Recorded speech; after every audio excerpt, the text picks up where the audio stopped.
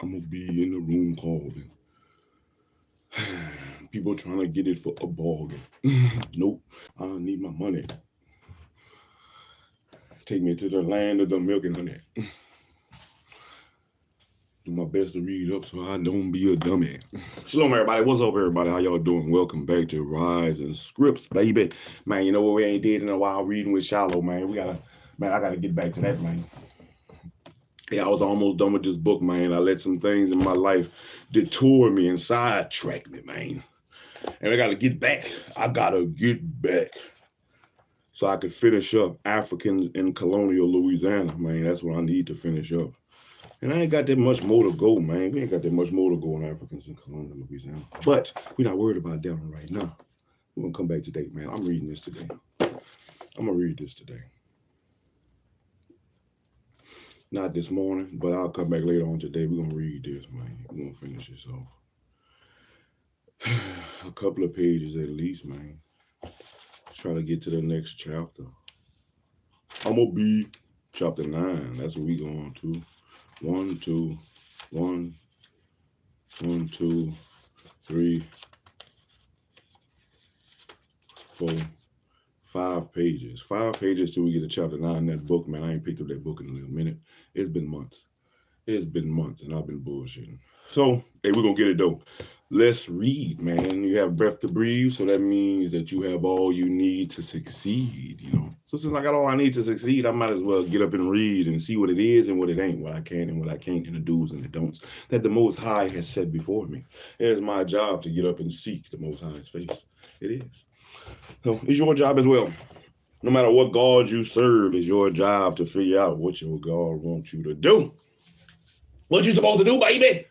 Oh, how you supposed to lead your family? How you supposed to lead your life? How you supposed to do, you know, does your God want you to be lazy? Or does your God want you to be consistent? You know, whatever. What are your do's and your don'ts? And the only way you can figure it out for most is to pick up the books that are allocated to your way and follow the guidelines like you follow in the roadmap. See what it is and what it ain't, the do's and the don'ts, and what you can and you can't. But, you know, hey, since I'm up, I'm going to do mine. So shalom, shalom, everybody. Today we're going to pick up in the ancient book of Jasher for Rise and Scripts. We are on chapter 43 today. Chapter 43, we're going to read chapter 43 and 44. It's probably going to be a lengthy one because chapter 44 is longer than... I'm not gonna say it's long, but it's long. It's like chapter 44 is like 3 pages by itself. But we're gonna get it. 44, 43, 44. Hey, you ain't tripping. 43, 44. Yeah, chapter 44. Got 3 pages. Whole pages, 3 whole pages. So we're gonna rock with that. We're gonna rock with that this morning, man. Oh man. It's cold. Is the weather changing? Hey, stuff happening around the world. Hey, use your time wisely to get yourself together, man. Use your time wisely to get yourself together. But shalom, shalom, shalom. Let's give all praises to the Most High God, man. We're going to blow up these trumpets so we can be heard. You know, and all throughout the scriptures, the trumpets have been blown left and right, you know, different purposes for whether to guide the children of Israel to the left or to the right, to say who an enemy is coming, to give reverence to the Most High, to show glory to the Most High, to even win battles at certain times. The trumpets have been blown, you know, so he says, let me find that scripture. Blow up the trumpets to be remembered. Let me see if I can find that scripture right quick.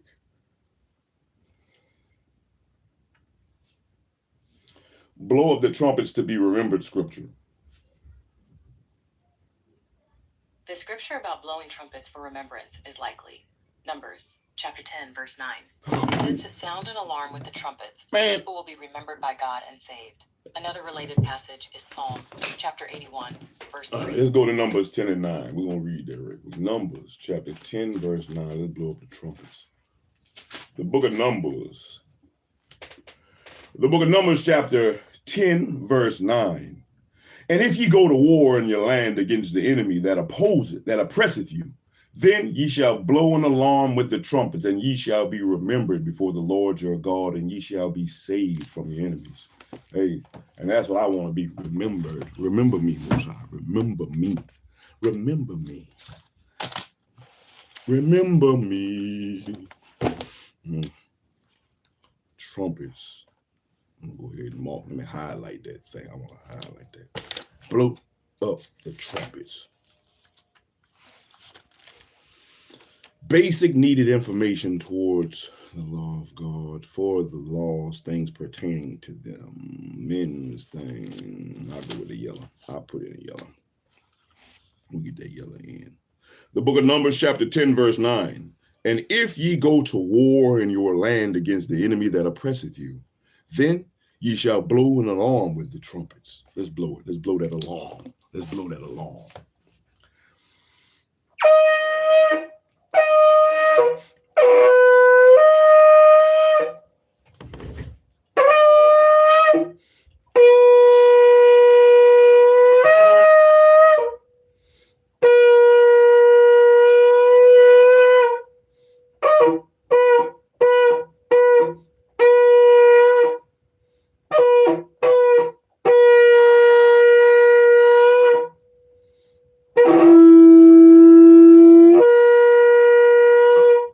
Man, I hope the alarm was blowed. Shalom, shalom, Ms. Boxer, shalom. And if ye go to war in your land against the enemies that oppresseth you, then ye shall blow an alarm with the trumpets, and ye shall be remembered before the Lord your God, and ye shall be saved from your enemies. Man, unblock me, Lord. Remember me. Remember your humble servant, the Heavenly Father. Remember me. Remember me. Don't forget me. Remember me. I need you to remember me. I need me to remember me. Shit. Remember me. Send your angels of protection. Remember me, dear Heavenly Father. Remember me.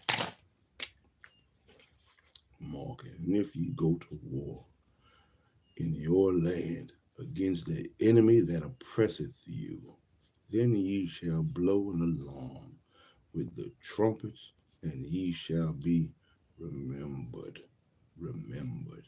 before the Lord your God. There we go. All right, like I said, it was Numbers chapter 10, verse 9. Numbers 10 and 9. All right, but let's get into the ancient book of Jasher as referenced in Joshua 10 and 13, 2 Samuel 1 and 18, and 2 Timothy 3 and 8, and see what's going on with Jacob. I mean, not Jacob, with Joseph, because the last time Joseph had been sold for 20 pieces of silver to the Midianites, I want to say. Was it the Midianites that showed up first?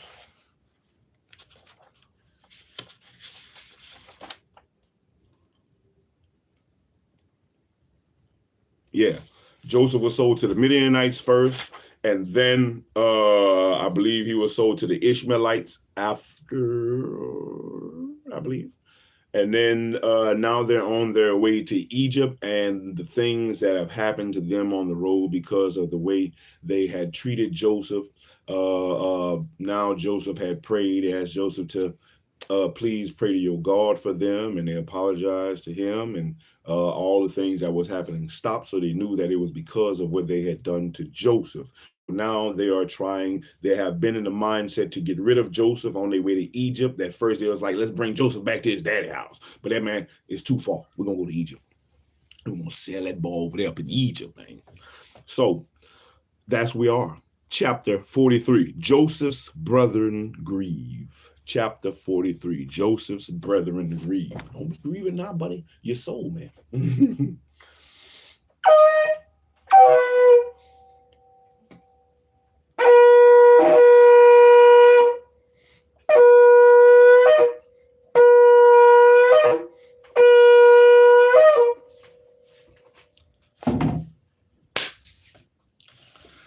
Joseph's brethren grieve. Chapter 43 of the ancient book of Jasher. And when the sons of Jacob had sold their brother Joseph to the Midianites, their hearts were smitten on account of him. And they repented of their acts, and they sought for him to bring him back, but could not find him. And Reuben returned to the pit in which Joseph had been put, in order to lift him out and restore him to his father. And Reuben stood by the pit, and he heard not a word. And he called out, Joseph, Joseph! And no one answered or uttered a word. And Reuben said, Joseph has died through fright, and some serpent has caused his death. And Reuben descended into the pit, and he searched for Joseph and could not find him in the pit. And he came out again. And Reuben tore his garments, and he said, the child is not there.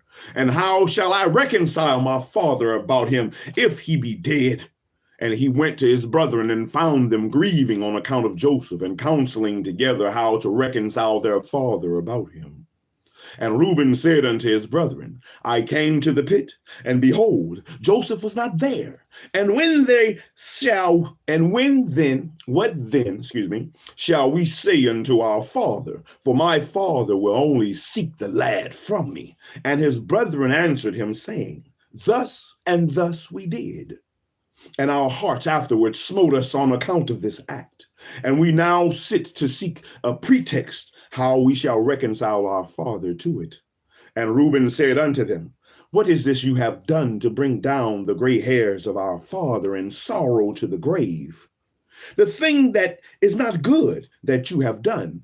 And Reuben sat with them. And they also rose up and swore to each other, not to tell this thing unto Jacob. And they all said, the man who will tell this to our father or his household, or he will report this to any of the children of the land, we will all rise up against him and slay him with the sword. Let any of you open your mouth. I'm going to kill your ass. We're going to kill him. We're going to kill him. Hey, hands in. On three. Whoever tell, kill him. 1, 2, 3. Kill him! Oh, y'all unanimous in that, huh? The sons of Jacob feared each other in this matter, from the youngest to the oldest, and no one spoke a word, and they concealed the thing in their hearts. And they afterwards sat down to determine and invent something to say unto their father Jacob concerning all these things. And Issachar said unto them, Here is an advice for you, if it seem good in your eyes to do this thing. Take the coat which belongeth to Joseph and tear it, and kill a kid of the goats and dip it in its blood, and send it to our father. And when he seeth it, he will say, An evil beast has devoured him. Therefore, tear ye his coat, and behold, his blood will be upon his coat. And by your doing, this will have or shall be free of our father's murmurings. And Issachar's advice pleased them, and they hearkened unto him, and they did according to the word of Issachar, which he had counseled them.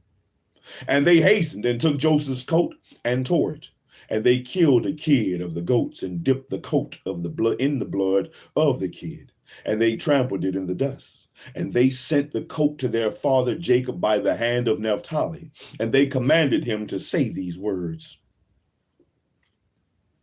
We had gathered in the cattle and had come as far as the road to Shechem and further. And when we found this coat upon the road in the wilderness, dipped in blood and in dust, now therefore know whether it be thy son's coat or not. You know damn well if this Joseph's coat, my boy. You know damn well. You just seen your daddy made this coat. You been jealous of that boy having this damn colorful ass starter jacket. Look what daddy made me. Look at it. Fire. Look at that little hood. Look, daddy put a hood on that thing for me. Look at that. Oh, but I'm cold up here. Oh, cold nights out here in Shechem. I got the hood on. Look at that. I'm fly. Boy, I'm the flyest nigga in Shechem.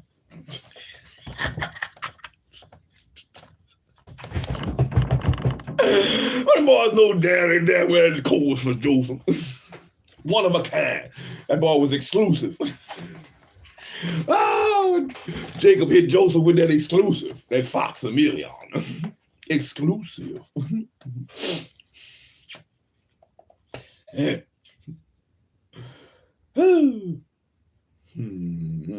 Naphtali went and came to his father And he gave him the coat. And he spoke unto him all the words which his brethren had commanded him. And Jacob saw Joseph's coat, and he knew it. And he fell upon his face to the ground, and became as still as a stone. And he afterward rose up and cried out with a loud and weeping voice. And he said, it is the coat of my son Joseph. Ah! I made this shit. Look, I put his name right there. Look at it. Joseph! Ah! Joseph! I know the feeling. I can understand how he would feel, you know, from losing his loved son. I understand. And Jacob hastened and sent one of his servants to his sons, who went to them and found them coming along the road with the flock. And the sons of Jacob came to their father about evening, and behold, their garments were torn, and dust was upon their heads. And they found their father crying out and weeping with a loud voice. And Jacob said unto his sons, tell me truly, what evil have you this day suddenly brought upon me? Yeah, he knew what was up. He had that intuition. I know you niggas did something. Y'all was always jealous of him. You talk shit about your brother all the time. That's why I made him the damn cool. Because you should have just left him alone. Your brother ain't did nothing to you. What you did? Tell me the truth. I know y'all niggas lying. Now, I didn't raise y'all to be no liars, so tell me the truth.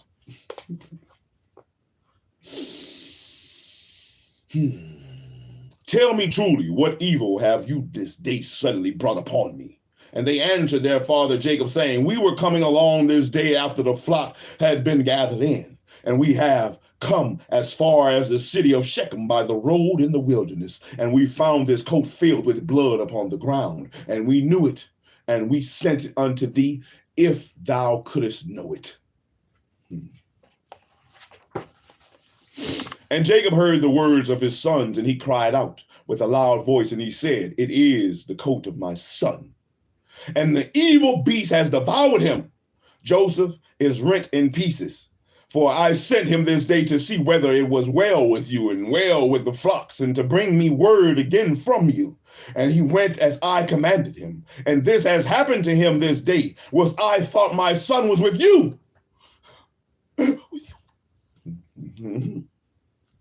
And the sons of Jacob answered and said, he did not come to us, neither have we seen him from the time of our going out from until now, from thee until now. And when Jacob heard their words, he again cried out loud, and he rose up and tore his garments, and he put a sackcloth upon his loins, and he wept bitterly, and he mourned and lifted up his voice in weeping, and exclaimed and said these words, Joseph, my son, O my son Joseph, I sent thee this day after the welfare of thy brethren, and behold, thou hast been torn in pieces. Through thy hands has this happened to my son. Through my hands. Through my hands. It grieves me for thee, Joseph, my son. It grieves me for thee. How sweet was thou to me during life, and now how exceedingly bitter is thy death to me. Oh, that I had cried. Oh, excuse me. Oh, that I had died. Damn. There we go. Oh, that I had died instead, Joseph, my son. For it grieves me sadly for thee, my son. Oh, my son, Joseph, my son, where art thou, and where hast thou been drawn? Arouse from thy place, and come and see my grief from thee. Oh, my son, Joseph. Come now and number the tears gushing from my eyes down my cheeks, and bring them up before the Lord, that his anger may turn from me. O Joseph, my son, how didst thou fall by the hand of one by whom no one had fallen from the beginning of the world unto this day? For thou had, shit, that's crazy right there. Look what he said. How can a damn beast ain't never killed nobody? You the first nigga ever be killed by a beast. How?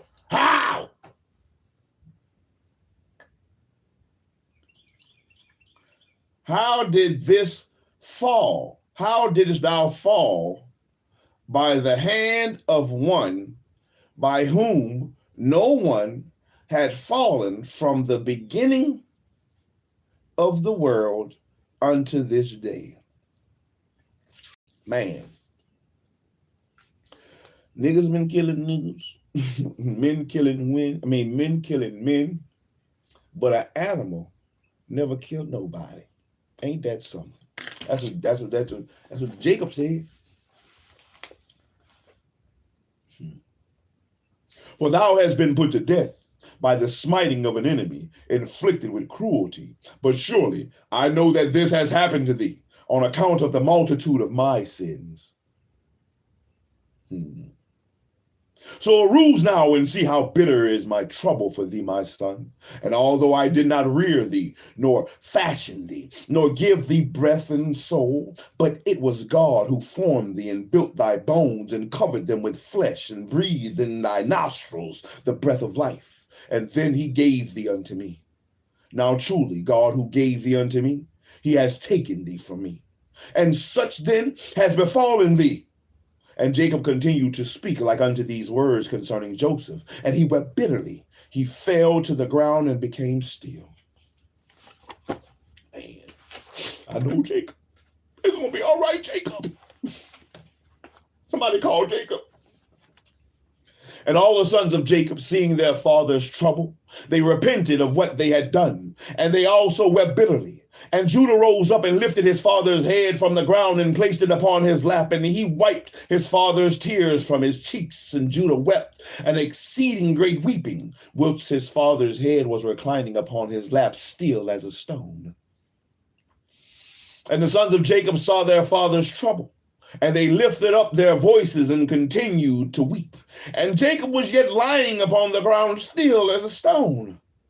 And all his sons and his servants' children rose up and stood round him to comfort him. And he refused to be comforted. Leave me alone, bitch. Don't you touch me. Joseph! Don't touch me.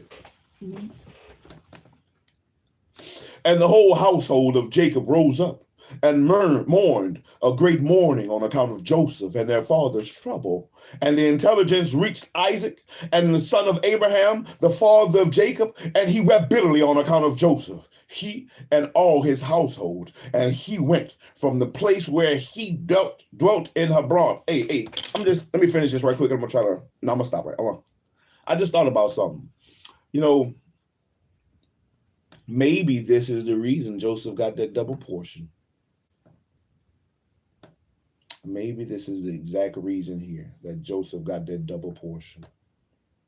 Look at all the things that his brothers caused.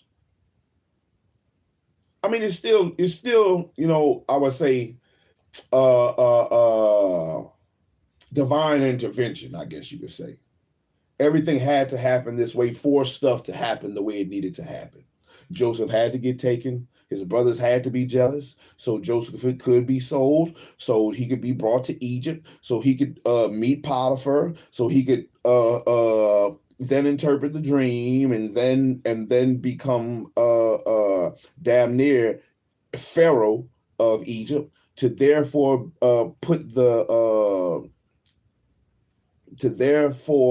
be able to put into order the things that need to be done during the 7 years of plenty to prepare for the 7 years of famine, to then be in a position for their father to come back, have to come meet father and brothers to come meet him in Egypt, and Israel to be brought to Egypt, and all the things happen. Man. And he went from the place where he had dwelt in Hebron, and his men with him, and he comforted Jacob his son, and he refused to be comforted. And after this, Jacob rose up from the ground. And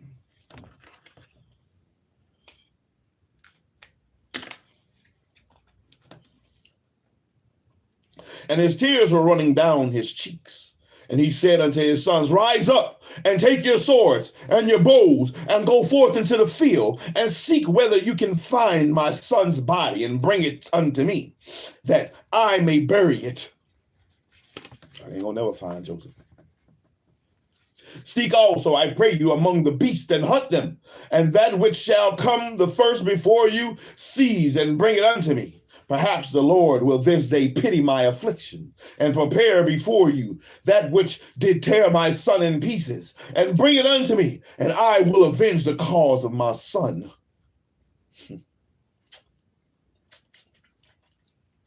And the sons did as their father had commanded them.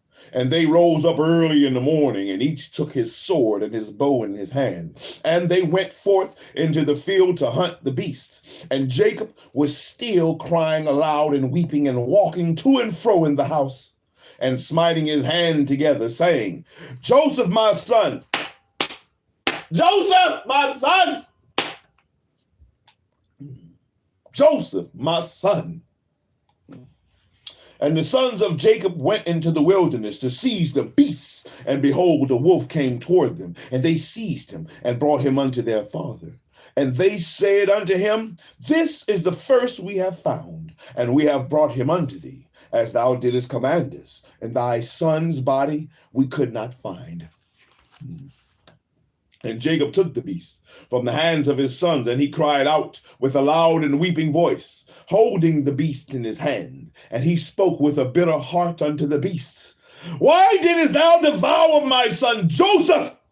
And how didst thou have no fear of the God of the earth, or of my trouble for my son Joseph?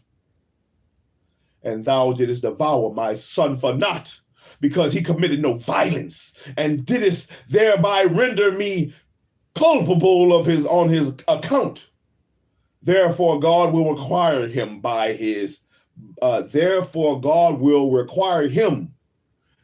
that is persecuted. And the Lord opened the mouth of the beast in order to comfort Jacob with its words. And it answered Jacob and spoke these words unto him, As God liveth, who created us in the earth, as thy soul liveth, my Lord, I did not see thy son, neither did I tear him to pieces. But from a distant land I also came to seek my son, who went from me this day, and I know not whether he be living or dead.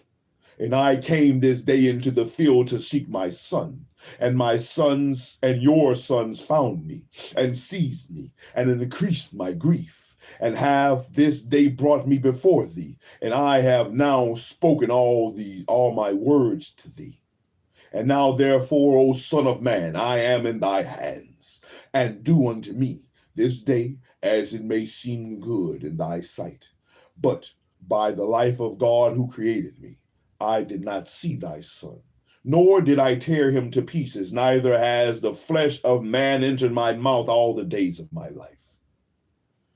And when Jacob heard the words of the beast, he was greatly astonished, and sent forth the beast from his hand. And she went her way. And Jacob cried, damn. And I thought it was a man beast, and it was a woman, a girl.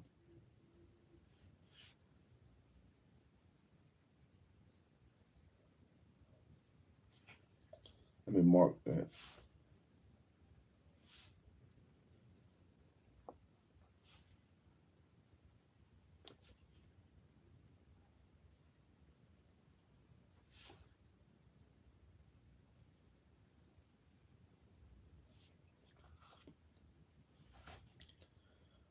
And Jacob was still crying aloud and weeping for Joseph day after day, and he mourned for his son many days. That was chapter 43. I'm gonna be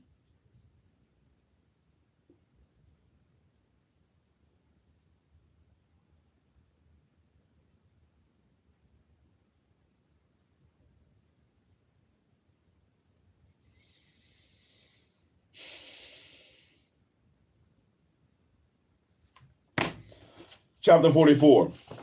Joseph sold to Potiphar.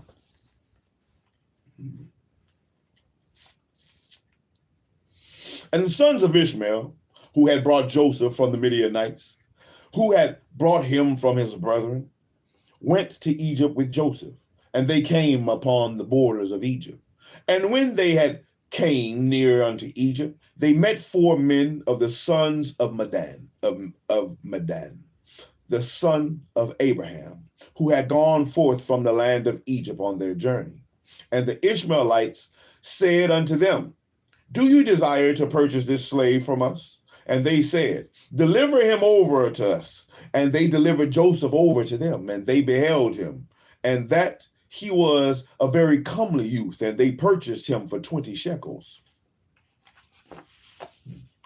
And the Ishmaelites continued their journey to Egypt. And the Madanim also returned that day to Egypt. And the Madanim said to each other, behold, we have heard that Potiphar, an officer of Pharaoh, captain of the guard, seeketh a good servant who shall stand before him and to attend him, and to make him overseer over his house, and all belonging to him. Now therefore, come, let us sell him to come for what we may desire.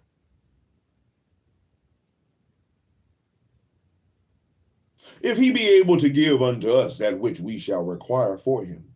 And these Madanim went and came to the house of Potiphar, and said unto him, we had heard that thou seekest a good servant to attend thee. Behold, we have a servant that will please thee. If thou canst give unto us that which we may desire, and we will sell him unto thee. And Potiphar said, bring him before me, and I will see him. And if he please me, I will give unto you that which you may require for him. And the Madanim went and brought Joseph and placed him before Potiphar. And he saw him, and he pleased him exceedingly. And Potiphar said unto them, tell me, what you require for this youth? And they said, 400 pieces of silver we desire for him. And Potiphar said, I will give it you if you bring me the record of his sale to you, and will tell me his history, and perhaps he may be stolen, for this youth is neither a slave nor the son of a slave, but I observe in him the appearance of a goodly and handsome person. And the Madanim went and brought him unto the Israelites who had sold him unto them, and they told him, saying, he is a slave, and we sold him to them. And Potiphar heard the words of the Ishmaelites, and in his giving the silver unto the Madanim, and the Madanim took the silver and went on their journey. And the Ishmaelites also returned home.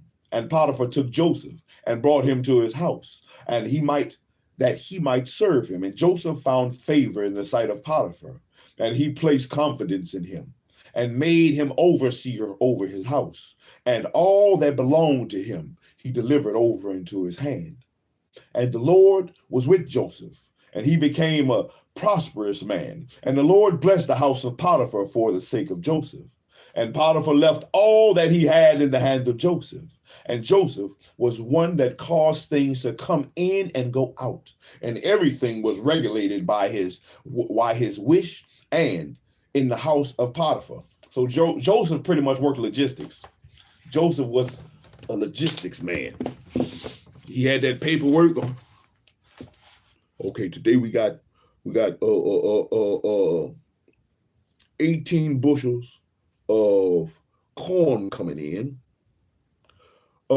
6 cases of wine. Man, we need some olives. Go get some olive oil. Get some olive oil. Joseph was that man. Joseph was 18 years old, a youth with beautiful eyes and of comely appearance, and like unto him was not in the whole land of Egypt. Joseph was a hot throb. What would they call Joseph in this day? What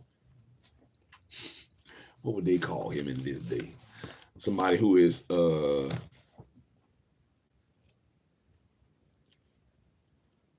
sex symbol. Joseph had to be like a sex symbol in Egypt. And at that time, whilst he was in his master's house, going in and out of the house and attending his master, Zelicah, the master's wife, lifted up her eyes towards Joseph, and she looked at him, and behold, he was a youth comely and well favored. Who is that? Lower thy gaze, wench.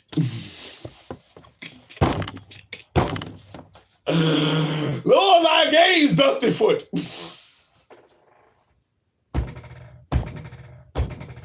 Zilka. Zelika. Lower thy gaze.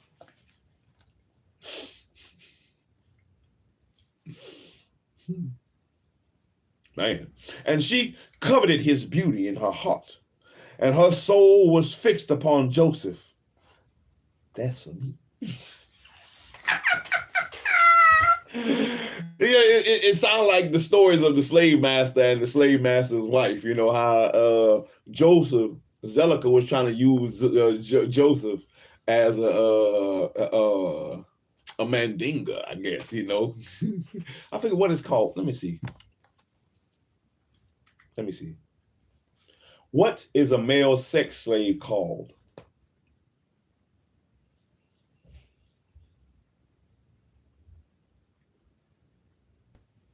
There's no single widely used specific English term for a male sex slave. Instead, general terms like sex slave or male slave are used in context of human trafficking or historical slavery. Historically, and in other cultures, different terms have existed depending on the specific social and legal context. In ancient Rome, male sex slaves were referred to in various terms as sex slaves, catamites, a concubine. In historical context, this term has almost exclusively been applied to women, though a cohabitating male could also be called a concubine. A buck, that's what it is, a buck. She looked at Joseph like a buck. Mm-hmm. In the glossary of American slavery, this term, buck, had referred to a male enslaved person, usually of reproductive age, which Joseph was, 18, often with the sexual suggestive connotation related to forced breeding. Well, no, I wouldn't put him as a buck. I wouldn't count him as a buck.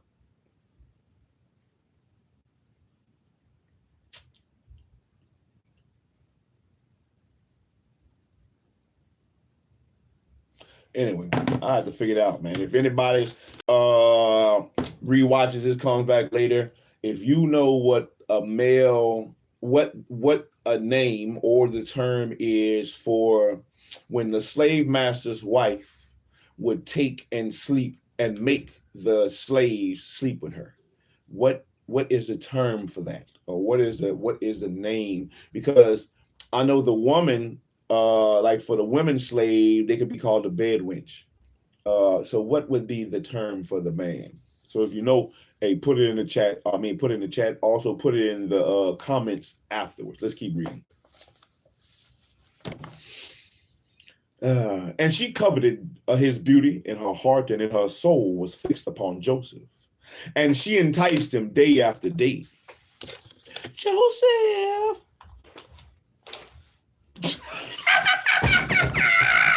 Get your ass from here, dusty foot Zelika. Get your ass from out here. And she enticed him day after day. And Zelika persuaded Joseph daily. But Joseph did not lift up his eyes and to behold his master's wife. Good job, Joseph. That's right, Joseph. Hold it together, Joseph. Hold strong, baby. Hold strong. Don't let it get you, Joseph. Don't let the lust overtake you, Joseph.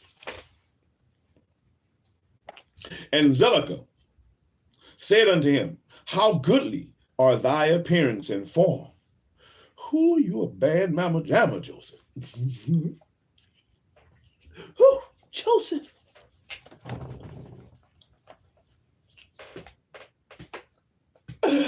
Oh, Joseph. Joseph was a heartthrob.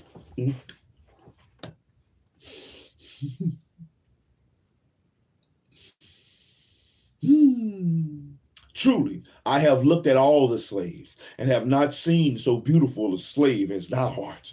And Joseph said unto her, surely he who created me in my mother's womb created all mankind.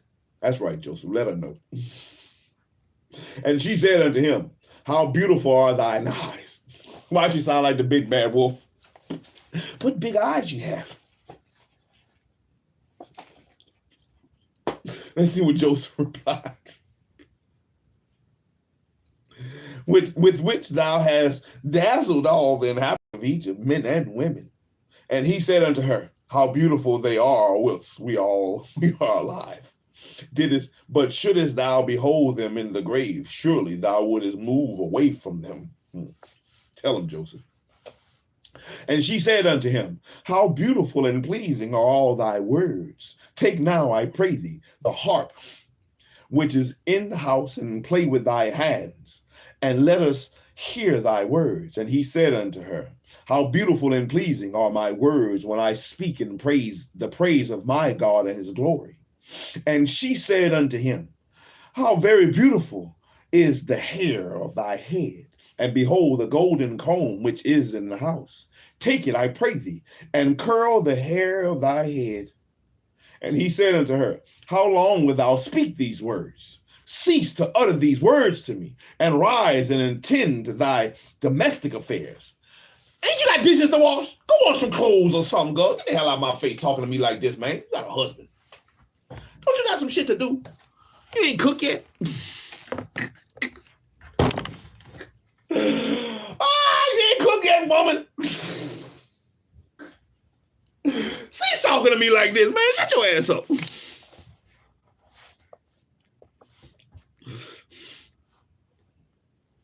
Cease to utter these words to me, and rise and attend to thy domestic affairs. Go wash the damn dishes. Go fold some clothes or something. Shit. All this humbug you talking about, man. Get out of here with that shit, man. I ain't trying to even hear that stuff, man. Get out of here. And she said unto him, there is no one in my house. How did you get here? Nobody's supposed to be here. That popped in my head.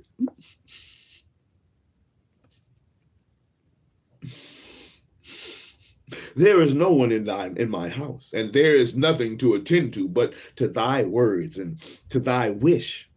Yet, notwithstanding all this, she could not bring Joseph unto her. Well, she was trying to seduce that nigga. Joseph, give it to me, give it to me, give it to me. Crazy. That's how Zellica was trying to get Joseph. Zellica was trying to tell Joseph to come in here. Joseph, you don't want all this, Joseph.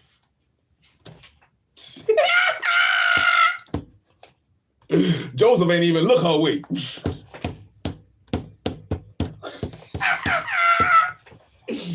Tell me exactly, sir. Yes, sir, you can, sir, my son. I'm going to hug you with love the way Jacob probably hugged Joseph when Jacob made Joseph the coat of many colors.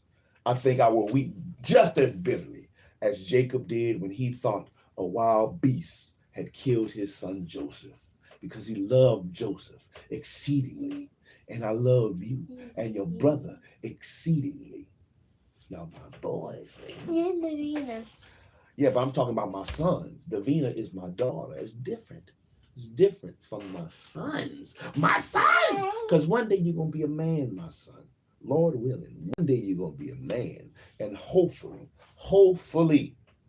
the things that you learn from me can help you and help you to be better than me. I love you.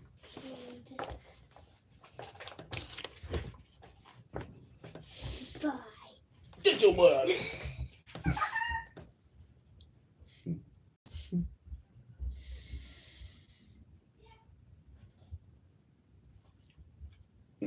There we go. My bad.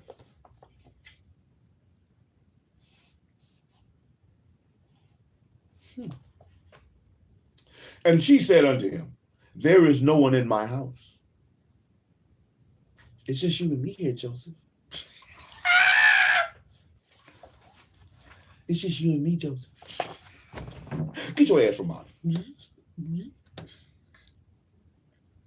And there is nothing to attend to but thy words and to thy wish. Yet, notwithstanding all this, she could not bring Joseph unto her. Neither did he place his eyes upon her, but directed his eyes below to the ground. That's right, Joseph. Hold your shit together, Joseph. Hold it together. And Zelicah desired Joseph in her heart that he should lie with her. Joseph, you don't want me. Stop being a hoe. Zelicah, you're a hoe. Stop being a hoe. Stop being a harlot. Zelicah, you married. You married, Zelicah. You married. That he should lie with her. She wanted Joseph to blow her back out. Hit her with a mule. Don't hit her with a mule, Joseph. Don't hit her with a mule. I just got a zero. They wonder why these bras be tripping. They want me to hit her with the mule. Don't do it, Joseph. Don't do it, Joseph. Don't hit her with the mule, Joseph. Don't do it.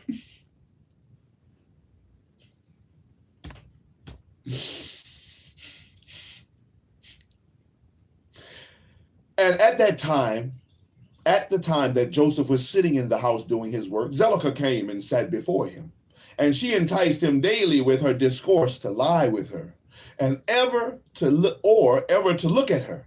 But Joseph would not hearken to her. That's right, Joseph. Hold your shit together, Joseph. Stay strong. And she said unto him, if thou wilt not do according to my words, I will chastise thee with the punishment of death, and put an iron yoke upon thee. And Joseph said unto her, surely God who created man looseth the fetters of prisoners, and it is he who will deliver me from thy prison and from thy judgment. And when she could not prevail over him to persuade him, and her soul being still fixed upon him, her desire threw her into a grievous sickness. And all the women of Egypt came to visit her. And they said unto her, why art thou in thus declining state? Thou that lackest nothing, surely thy husband is a great and esteemed prince in the sight of the king. Shouldest thou lack anything of what thy heart desireth? Look at that, man. This right here, man. You got everything, bitch. What's wrong?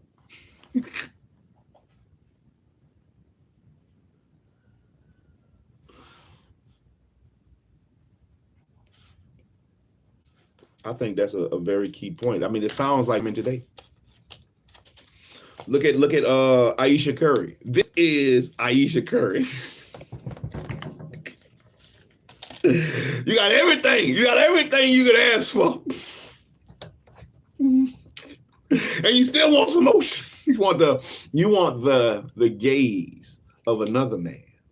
You want the mule of another man. Let me highlight this area right quick.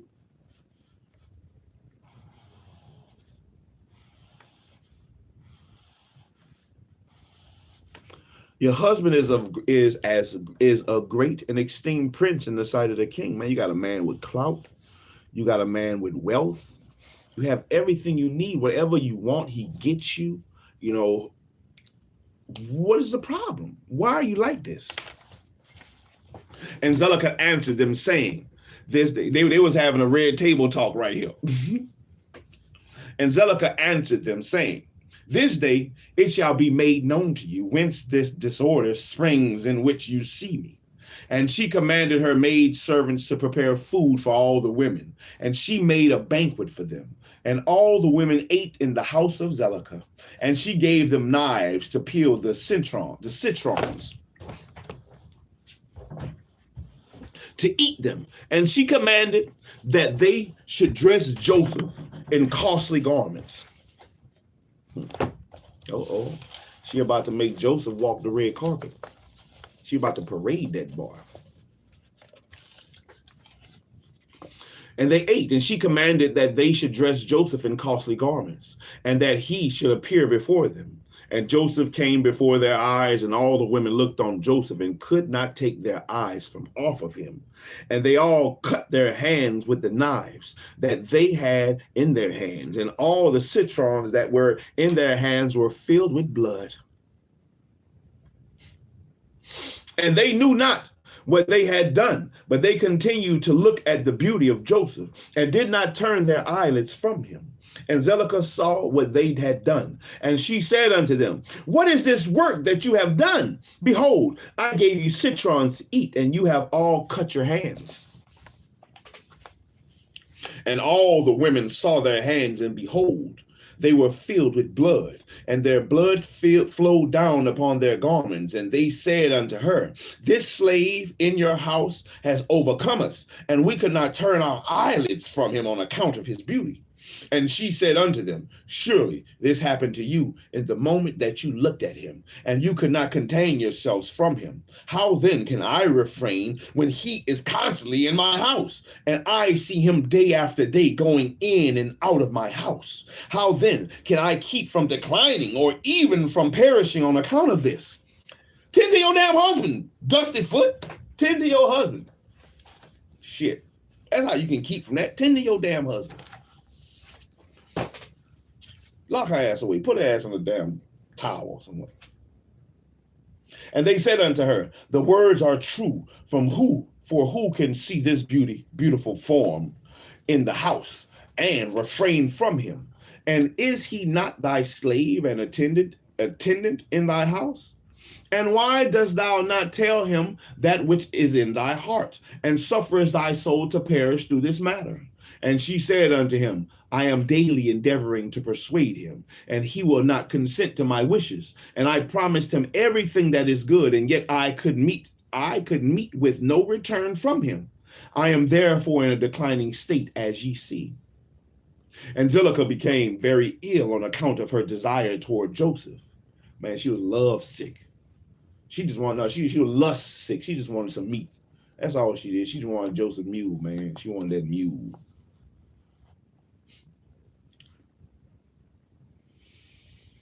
And all the people of her house asked her, saying, why art thou ill and declining, and lackest nothing? And she said unto them, I know not this thing which is daily increasing upon me. And all the women and her friends came daily to see her, and they spoke with her. And she said unto them, this can only be through the love of Joseph. And they said unto her, entice him and seize him secretly. Rape that boy.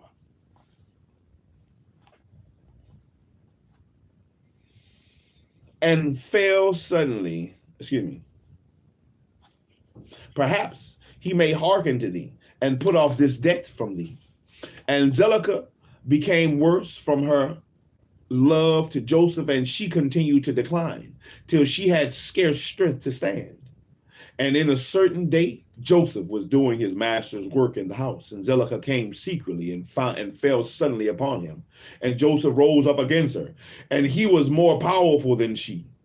And he brought her down to the ground, and Zelicah wept on account of the desire of her heart toward him. And she supplicated him with weeping, and her tears flowed down her cheeks, and she spoke unto him in a voice of supplication and in a bitterness of soul, saying,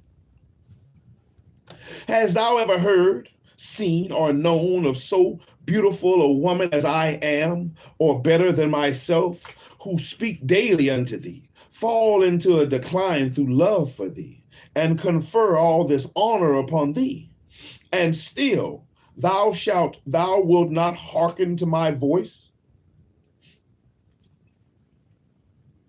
And if it be through fear of thy master, lest he punish thee, as the king liveth, no harm shall come to thee from thy master through this thing now. Therefore, pray, listen to me, and consent for the sake of the honor which I have conferred upon thee, and put off this debt from me. And why should I die for thy sake? And she ceased to speak. And Joseph answered her, saying, refrain from me, and leave this matter to my master.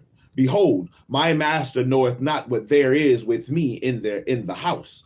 For all that belongeth to him, he has delivered into my hand. And how shall I do this thing in my master's house? That's right, Joseph. You a man, Joseph. That's right, Joseph.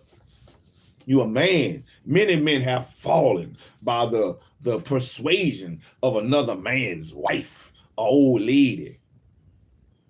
Don't fall, Joseph. That's right. Joseph stood on business. He's standing on business. Man, I owe everything to Potiphar, man. Potiphar got me good up in here. You want me to what? Oh, man, you can get gone. For he hath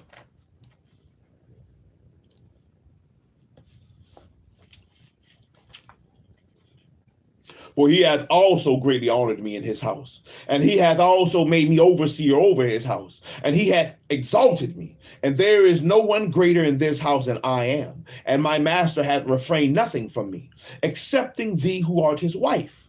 Now how then canst thou speak these words unto me? And how can I do this great evil and sin to God and to thy husband? That's right, Joseph. Now therefore refrain from me, and speak no more such words of these. For I will not hearken to thy words. But Zelicah would not hearken to Joseph when he spoke these words unto her. But she daily enticed him to listen to her. And it was after this that the brook of Egypt was filled above all its sides. And all the inhabitants of Egypt went forth, and also the king and princes went forth with timbrels and dances. For it was a great rejoicing in Egypt, and a holiday at the time of the inundation of the sea Sahara. And they went there to rejoice all the day.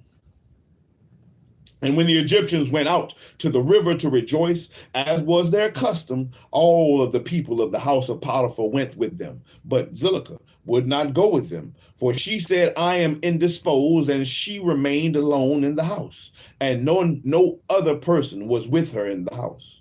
And she rose up and ascended to her temple in the house, and dressed herself in princely garments, and she placed upon her head precious stones and onyx stones, and inlaid with silver and gold, and she beautified her face and skin with all sorts of woman's purifying liquids, and she perfumed the temple and the house with cassia and frankincense, and she spread myrrh and aloes, and she afterwards sat in the entrance of the temple and in the passage of the house, through which Joseph passed to do his work.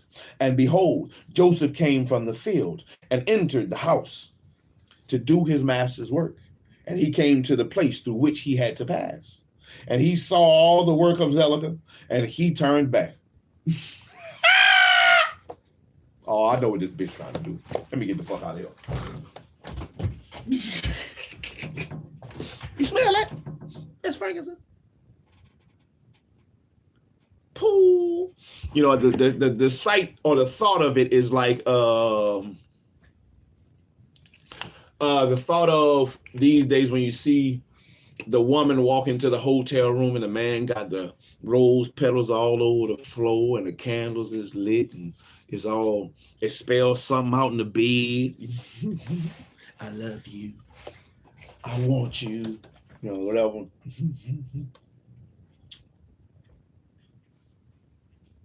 Hey, look. What's that, son? I'm trying to see if I work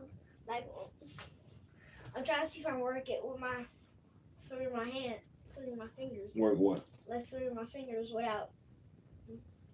Using I think someday I had to do it. Without using your thumb and your pointer finger? Yes, sir. I'm trying to use it without using them.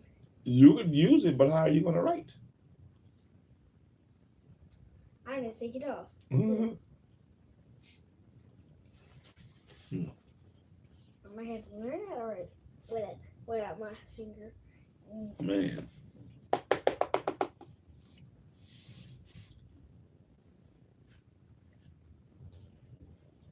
And Zelicah saw Joseph turning back from her, and she called out to him, saying, What aileth thee, Joseph?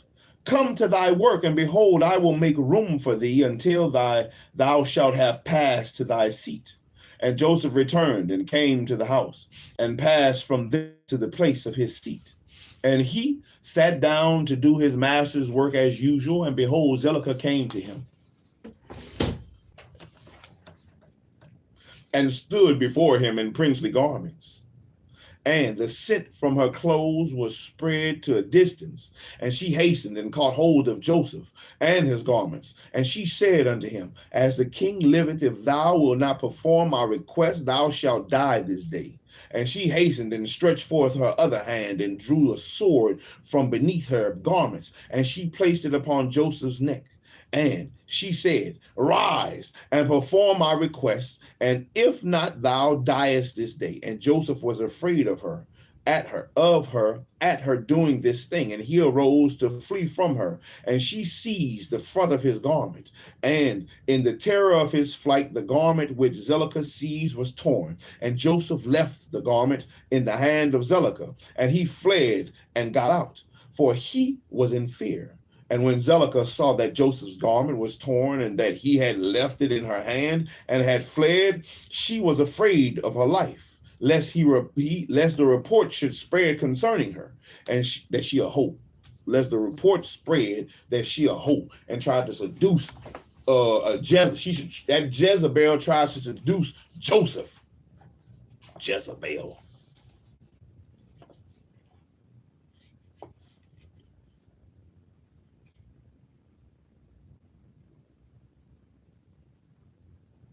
And when Zelicah saw that Joseph's garment was torn and that he had left it in her hand and had fled, she was afraid of her life, lest the report should spread concerning her. And she rose up and acted with cunning and put off the garments in which she was dressed. And she put on her other garments. And she took Joseph's garments and she laid it beside her. And she went and seated herself in the place where she had sat in her illness, before the people of the house had gone out to the river. And she called a young lad who was then in the house, and she ordered him to call the people in the house to her. Look at this dusty foot, man. It's a dusty foot broad, man. Dusty foot Jezebel. Look at the shit she doing to Joseph. She already plotting and planning. And this same thing, a lot of women do this. A lot of women have that Zelicah spirit. Zelicah. That's a name to remember. Zelicah. You're acting like a Zelicah.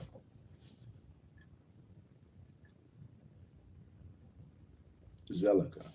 So we got so far, we got Vashti, Jezebel, Zelicah. Oh, man.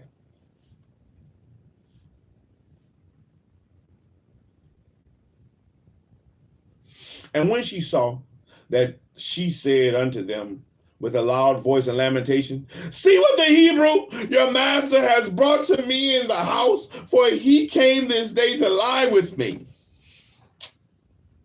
For when you had gone out, he came to the house, and seeing that there was no person in the house, he came unto me and caught hold of me with intent to lie with me. And I seized his garment and tore them and called out against him with a loud voice. And when I had lifted up my voice, he was afraid of his life and left his garment before me and fled. And the people of her house spoke nothing, but their wrath was very much kindled against Joseph. And they went to his master and told him the words of his wife. And Potiphar came home enraged, and his wife cried unto him, saying, What is this thing that thou hast done unto me in bringing the Hebrew servant into my house? For he came unto me this day to sport with me. And thus did he do unto me this day. Shut your ass up. And Potiphar heard the words of his wife, and he ordered that Joseph be punished with severe stripes. And they did so to him. And whilst they were smiting him, Joseph called out with a loud voice, and he lifted up his eyes to heaven, and he said, O Lord God, thou knowest that I am innocent in all these things. And why shall I die this day through falsehood by the hand of these uncircumcised wicked men whom thou knowest? And whilst Potiphar's men were beating Joseph, he continued to cry out and weep. And there was a child there, 11 months old, and the Lord opened the mouth of the child, and he spake these words before Potiphar's men, who were smiting Joseph, saying, What do you want of this man? And why do you do this evil to him? My mother speaketh falsely and utter lies. Thus was the transaction. And the child told them accurately all that happened, and all the words of Zelicah to Joseph day after day did he declare unto them. And all the men heard the words of the child, and they wondered greatly at the child. Let me mark that too, man. And the child spoke. So first it was the wolf spoke to Jacob, and now the child is 11-month old. Pooh.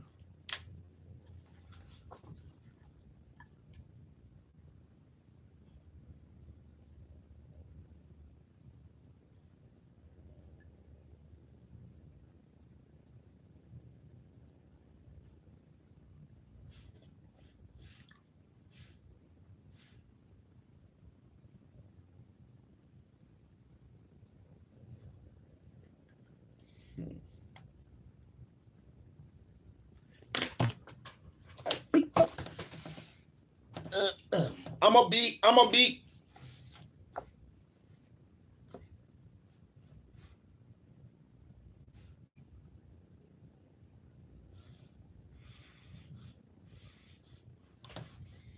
Let me highlight that area.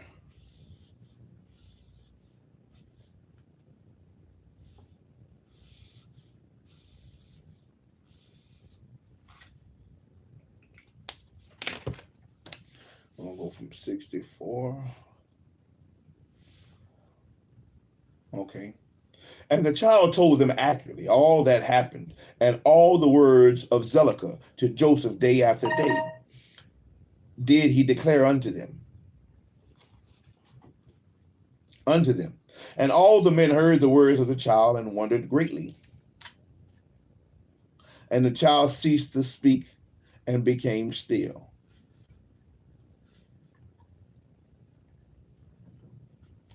And Potiphar was very much ashamed at the words of his son, and he commanded his men not to beat Joseph anymore. And the men ceased beating Joseph. And Potiphar took Joseph and ordered him to be brought to justice before the priests, who were judges belonging to the king, in order to judge him concerning this affair. And Potiphar and Joseph came before the priests, who were the king's judges, and he said unto them, Decide, I pray you, what judgment is due to the servant, for thus has he done. And the priest said unto Joseph, Why didst thou do this thing to thy master? And Joseph answered them, saying, Not so, my lords.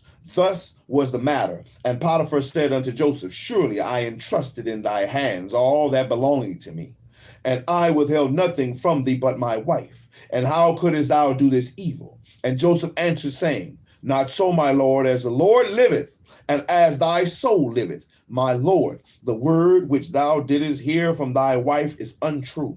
For thus was the affair this day. A year has elapsed to me since I have been in thy house. Hast thou seen any iniquity in me, or anything which might cause thee to demand my life?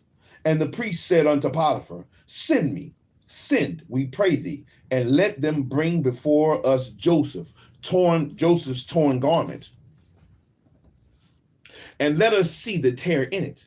And if it shall be that the tear is in the front of the garment, then his face must have been opposite to her, and she must have caught hold of him to come to her. With deceit did thy wife do all that she has spoken. And they brought Joseph's garment before the priests, who were judges, and they saw, and behold, the tear was in front of Joseph. And all the judging priests knew that she had pressed him. And they said, the judgment of death is not due to this slave, for he has done nothing. But his judgment is that he be placed in the prison house on account of the report, which through him has gone forth against thy wife. And Potiphar heard their words, and he placed him in the prison house, the place where the king's prisoners are confined. And Joseph was in the house of confinement 12 years. 12 years a slave. Man. And notwithstanding this, his master's wife did not turn from him, and she did not cease from speaking to him day after day to hearken to her. And at the end of 3 months, Zilpah continued going to Joseph to the house of the confinement day by day, and she enticed him to hearken to her. And Zilpah said unto Joseph, how long wilt thou remain in this house? But hearken now unto my voice, and I will bring thee out of this house. Shut up, bitch. And Joseph answered her, saying, it is better for me to remain in this house than to hearken to thy words, to sin against God. And she said unto him, if thou wilt not perform my wish, I will pluck out thine eyes, add fetters to thy feet, and will deliver thee into the hands of them whom thou didst not know before. And Joseph answered her and said, behold, the God of the whole earth is able to deliver me from all that thou canst do unto me. For he opened the eyes of the blind, and looseneth those that are bound, and preserveth all strangers who are unacquainted with the land. And when Zilpah was unable to persuade Joseph to hearken to her, she left off going to entice him. And Joseph was still confined in the house of confinement. And Jacob, the father of Joseph, and all his brethren who were in the land of Canaan still mourned and wept in those days on account of Joseph. For Jacob refused to be comforted of his son Joseph. And Jacob cried aloud and wept and mourned all those days. So Joseph was in a house of confinement for 12 years. So for 12 years, Jacob and them was mourning for 12 years. And we're going to stop there. We're going to stop there. That was chapter 44 of the ancient book of Jasher, as referenced in Joshua 10 and 13, 2 Samuel 1 and 18, and 2 Timothy 3 and 8. Man, I hope that you enjoyed that. I hope that it was something that you could take from that, you know, the do's and the don'ts, the cans and the can'ts, and what it is and what it ain't. I know I got a lot, man. I seen a lot of shit in there that made me like things that make you go, Yeah, so it is what it is. I like how Joseph stood strong, man. Joseph stood strong, man. She was trying to throw that cat at him. She was trying to throw that meow. She was trying to hit him with that meow. But, hey, Joseph was strong, man. I'm not taking that. I don't want it. I don't want that old funk-ass cat. Tell her, Joseph. You know, and she was just, man, she was crazy. She was crazy behind Joseph. She was a stalker. Zilpah was a stalker of Joseph. Joseph ain't even did nothing. All Joseph did was be alive. All Joseph did was be alive and work hard and respect his master's house, handle his business, man. Hey, Joseph did his thing and ended his ass up in prison by staying strong. But in the end, you know, he didn't get killed. He didn't get killed. And the woman still came to prison, still came to the house of confinement to try to, you know, win him over, to try to get him to slang that meat. But Joseph was like, hell no, we won't go. Hell no, we won't go. So, man, but that was today's reading, man. That was today's reading. All praises, all praises, all praises go to the Most High God, man. All praises, man.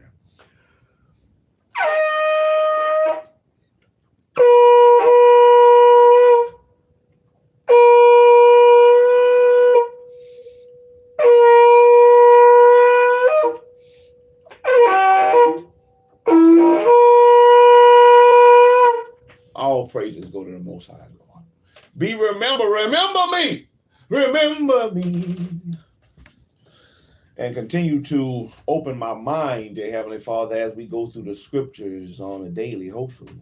Hopefully. As long as I have breath to breathe, and I have all I need to succeed, and I'm going to do my best to try to read.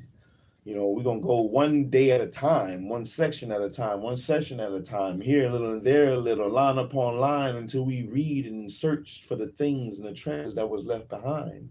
The stuff that we can use for growth and to comfort our minds. It's only a matter of time. And I don't want to get left behind. I want to allow my light to shine. To bring sight to the blind. And guide the way. Even though it's dark as night, let my light shine like the sun in day. I may not know what I must do, but I ask you, Lord, to help see me through. Place my feet where they need to go, no matter if I'm stepping fast or slow. Maneuver me, detour me, over the hills and through the valleys, over the speed bumps. Do not cause me to dilly-dally. Help me to move in haste, but show me grace, because I know that I'm going to mistake and make mistakes as I try to make my way to this place. That I may need to be, that you are deserving and desiring of me. For I am deserving and desiring of thee. For he is deserving. I should have wrote it, but anyway. Hey, I appreciate everybody that came down. Everybody that stopped by today. I need to put some more oil on my horn. My horn needs to be oiled. Man! Go get me the olive oil out the cabinet. Go get me the olive oil out the cabinet. Olive oil. Yeah, go get me the olive oil. I'm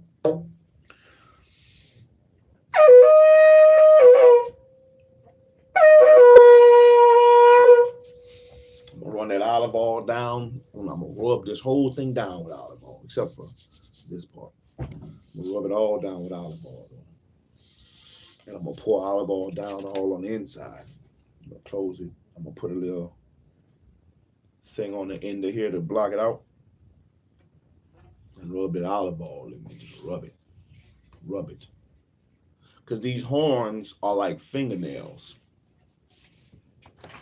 And see right here? That's chipping because it's like a fingernail. And that fingernail is getting brittle. It needs something. Oil. But hey, once again, I appreciate everybody that stopped by today. Man, like, comment, subscribe, share, tell your people, man, we out here reading shit, man. We trying to be better, man. Shalom reading shit. We trying to be better. We gonna be better. Ain't no try. We gonna be better. We gonna do better. One day at a time, man. I'm gonna do better today than I did yesterday. And I'm gonna do better tomorrow than I'm doing today.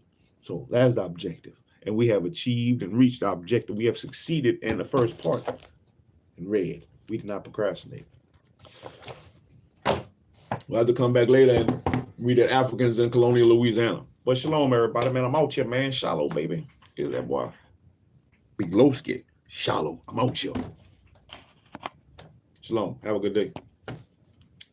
I'm a beat.